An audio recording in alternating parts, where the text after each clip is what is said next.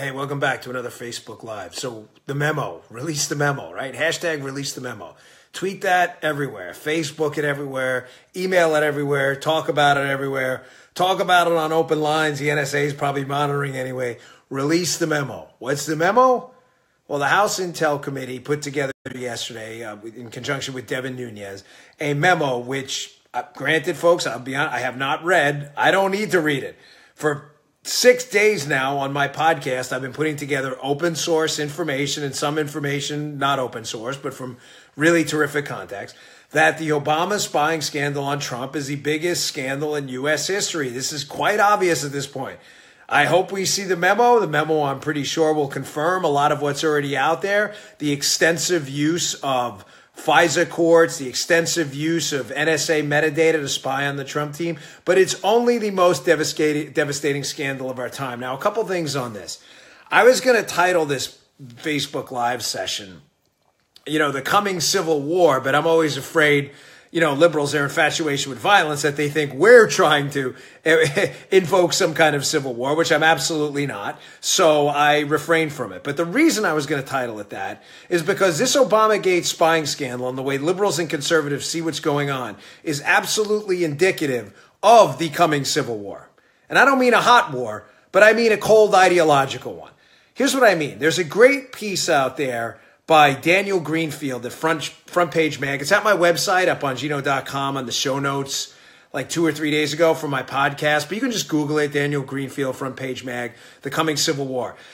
And he talks about the difference between conservatives and liberals and how they see things, and how if conservatives were secessionists, they would be so because they just want to be left alone. If that were the case, most of us aren't. I'm not. But liberals are not secessionists. They're tyrants. They're authoritarians. They don't want to be left alone because they don't want to leave you alone.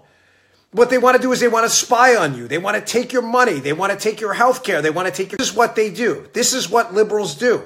They take your money and they're obsessed with it. They take your freedom. They take your liberty. You name an arena and I'll tell you where liberals want to control it. They can't get enough. They are authoritarian. We are not. We are conservative. We believe in big R rights from God. We just want to be left alone. We want government to leave us alone. Get the hell out of our lives. Liberals cannot leave us alone. Trump won the election. Before Trump, forget about even winning the election. Before he won the election, they couldn't just leave his campaign alone. They had to invoke the powers of NSA data collection and spy on Trump and basically try to destroy this man. I don't think they're going to, but they definitely destroyed the lives of some of the people who were associated with Trump. Folks, this is the biggest scandal in U.S. history, and it speaks to the ideological divide in this coming civil war between us. We can't coexist together with these people anymore. We can't. They use the power of government to take our money, to take our health care, to take our education, to take our businesses, to regulate us to death. How do we coexist with them? We just want to be left alone. Leave our guns, leave our money, leave our health care, leave us alone. Just beat it. They don't want to do that. They will not get out of the way. This is what liberals do. Folks, think about this in relationship to this case. Sorry, I'm bouncing around. I do these on my phone because I don't want to use my studio. It's easier to talk to you on my phone, right? Think about this here. Think about what I'm telling you, right? This ideological civil war, there's no middle ground anymore. Conservatives want to be left alone. Liberals don't want to leave you alone. Conservatives, let's do this again for the liberals who aren't that bright. Conservatives, leave us alone. Liberals, we're not going to leave you alone. That can't coexist anymore. Think about that in terms of how we see this Obamagate spying scandal. There's absolutely zero question the Obama team spied on the Trump team. They admitted to it. What do you think unmasking is? It's the spying on of conversations and data, private conversations and emails that American citizens put out there that the Obama team listened to. This is not in dispute. Where are liberals on civil rights? I thought these were the big civil rights advocates. Where are you phonies? You fake, phony, disgusting frauds. I'm serious. I'm not talking about Democrats. I'm talking about liberals. Where are you? You were big civil rights advocates. The biggest civil right of all is the right to privacy. You can't even have a conversation in this country if you run against a Democrat without being spied on. They had a transcript of Mike Flynn's conversation. Trump's appointed national security advisor. How do you think they got that? ES-freaking-P? Extrasensory perception? They were spying on him. What's the crime? Then they say, I love it, they go, oh, well, he lied to the FBI. That's after. You're talking about a process crime. They still can't prove that this man did anything wrong. They showed up to his office with a transcript of a call they recorded. And where are these big civil rights advocates, liberals? These big phonies are doing everything they can to cover for this corrupt, grotesque Obama administration scandal. Everything.